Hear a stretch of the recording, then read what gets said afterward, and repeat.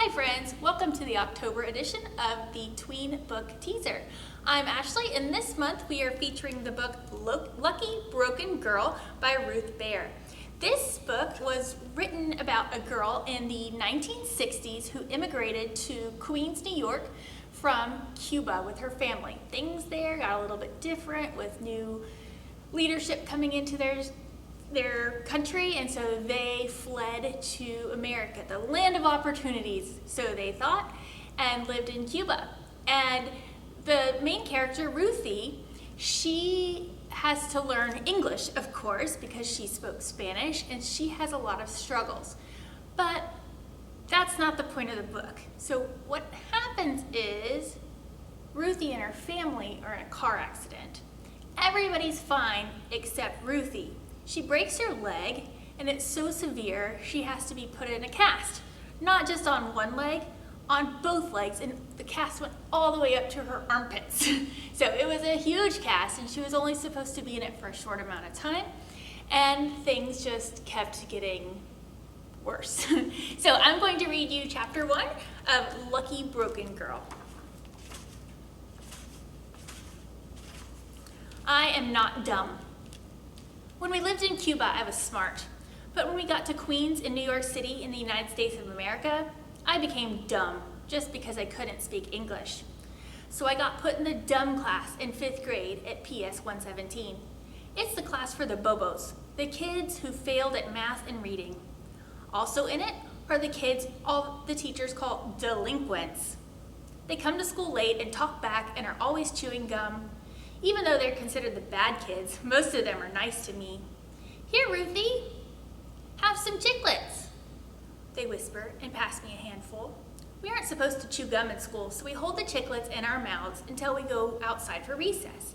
Then we chew the chiclets to death and stick the gook on the bottom of our desks when we come back inside. Most of the kids know I'm in this class because I'm from another country, not because I belong there. Or maybe I do belong there. It's been 8 months since school started, and our teacher promised I wouldn't be in the class for long. I'm not dumb, I'm not dumb, I'm not dumb. The first time I worked up the courage to raise my hand in class was a few weeks after we had arrived from Cuba, and I was wearing flip-flops instead of shoes and socks like the other kids. But when our teacher, Mrs. Sorota, called on me to answer the math problem, I didn't have the words to say the number in English. Well, Ruth, she asked, staring down at my bare feet, do you know the answer or not? I froze, and a few kids laughed at me, but not Ramu. He's not dumb either. Ramu is in our class because he's also from a different country. He comes from India and was raised there by his grandmother, who only speaks a language called Bengali. His parents came to New York first, and after they made enough money, they brought Ramu and his little brother Avik here. Ramu has picked up English faster than I have because his parents know English and force him to speak it at home. Mine are always yelling, "Habla en español!" Especially Mommy, who can understand a little English, but is usually too embarrassed to try to speak it. Ramu is skinny and bows his head when anyone talks to him. I'm his only friend, and that's because he lives down the hall from us on the 6th floor of our apartment building. Ramu brings Avik to school, and I bring my brother Izzy. Our little brothers are in the same kindergarten class. But after school, Ramu and Avik rush straight home. Mrs. Sharma doesn't let them play with the other children. Their apartment smells different from ours. I get whiffs of it whenever we stumble into each other on the way to school. Today, when Ramu and Avik stepped into the hall, Izzy and I were waiting for the elevator, and I asked, "What is that perfume?" "It's my mother's curry," Ramu says. "What's curry?" "A spice. It makes everything taste good, even cauliflower." "That's amazing!" "Yes, it is. And my mother burns sandalwood incense. She says it's good for meditation, and the spirits like it too." Spirits? People who used to be alive when they're not alive anymore become spirits. My grandmother says they're all around us.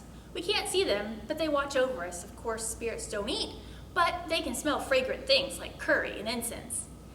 During lunch at the cafeteria, Ramu offers me something from his lunchbox, a pastry filled with mashed potatoes his mother made.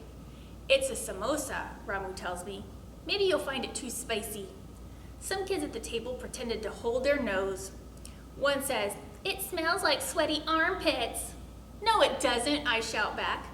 I take a slow first bite.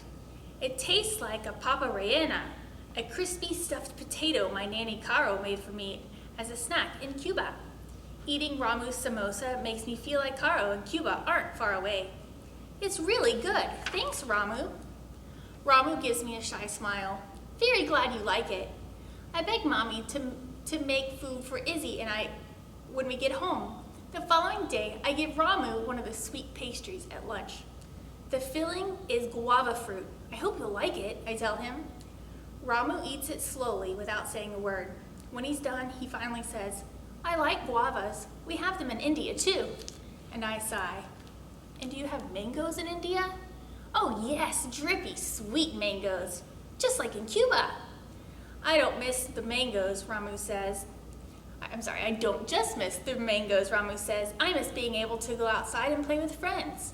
My mother worries too much about us. She doesn't let us do anything by ourselves. I know what you mean. In Cuba, even when I was 5 years old, my mother used to let me take a taxi all by myself to visit Aunt Zoila and used to sew pretty dresses for me. Can you imagine?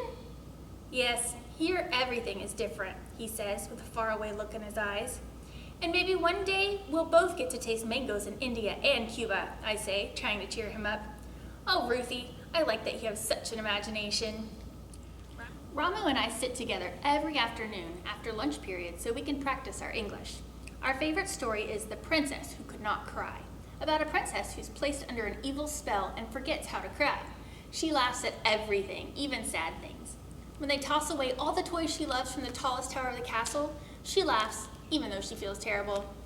The little ragged girl arrives and announces, I've come to help the princess cry. The queen tells her, promise me you won't hurt my daughter. The little ragged girl curtsies and replies, I promise, your majesty, I will bring no harm upon your daughter. I just want to help her. She goes into a room with the princess and draws 2 onions out of her bag. Let's peel these onions, the little ragged girl tells the princess. As the little ragged girl and the princess pull apart the layers of the onions, the tears start pouring from both their eyes. This is how the princess learns to cry.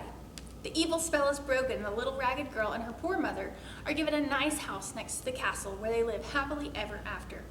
That is the best story, I say to Ramu as we finish reading aloud. Yes, it's very fine, he replies. Very fine indeed. Ramu, you always talk such a fancy English. Like they do in England. It's the Queen's English, you see. Yes, and now we live in Queens, I say, joking. Very charming, Ruthie. That's almost funny. Let's ask Miss Sarota to test us, I tell Ramu. But will you ask her, Ruthie, please? You see, in India, we don't talk to the teacher unless the teacher talks to us. Okay, I'll ask. I'm not afraid of the teacher. Miss Sarota comes to our desk and I say, me and Ramu are ready to switch into the smart class. In English, we say Ramu and I. Me and Ramu is incorrect. I don't lose my courage, I repeat. Ramu and I are ready to switch into our smart class. Is that so, young lady, both of you? Yes, Mrs. Sarota, I reply, trying to keep from giggling.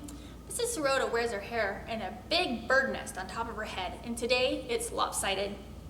Very well, young lady. Which of you can spell the word commiserate? Ramu gets it wrong, but I get it right. 2 M's and only 1 S. She doesn't ask, but I also know what the word means. To commiserate is to feel sorry for somebody else's bad luck. Very good, Ruth. I agree you're ready to be promoted, but remember to say yes rather than yeah. On Monday, you can join the regular 5th grade class. I see Ramu gazing sadly toward the floor. It's not fair. He's much better at English than I am. He talks like the Queen of England herself. Please, Mrs. Sarota, can you give Ramu another chance? Give him a harder word and see if he can spell it, please? Miss Sarota's eyes suddenly sparkle. You said the magic word, please. Ramu, can you spell the word souvenir? I would have gotten that word wrong, but Ramu knows how to spell it right. Excellent job, Ramu. You are also promoted. Mrs. Sarota says, on Monday, you and Ruth can join the regular 5th grade class. Mrs. Sarota, you're very kind, Ramu says in his most polite voice. Ramu gives me one of his shy smiles, and that is enough of a thank you for me. I knew I wasn't dumb. I knew Ramu wasn't dumb either. It's Friday. After the weekend, when we come back to school, both of us will be in our new class with the smart kids. Yippee! I collect my school books and say goodbye to the other kids. One of them looks sad that I'm leaving and gives me some chiclets. You may need them. I wish all the kids could come with Ramu and me to the smart class. I don't think any of them are really dumb. They just find school boring. They'd rather play all day. In a chorus, they call out, "Bye, Ruthie, bye. Study hard or they'll send you back here again." And that's the end of chapter 1. Check this book out. It's a really good story about physical pain, about learning a new language, coming to a new country, starting all over. There's just so much about it that is wonderful. I highly recommend it. Again, it's called Lucky Broken Girl, and it's in our JF section under Ruth Behar. And come check it out. We'll see you next month for our Tween book teaser. Bye, guys.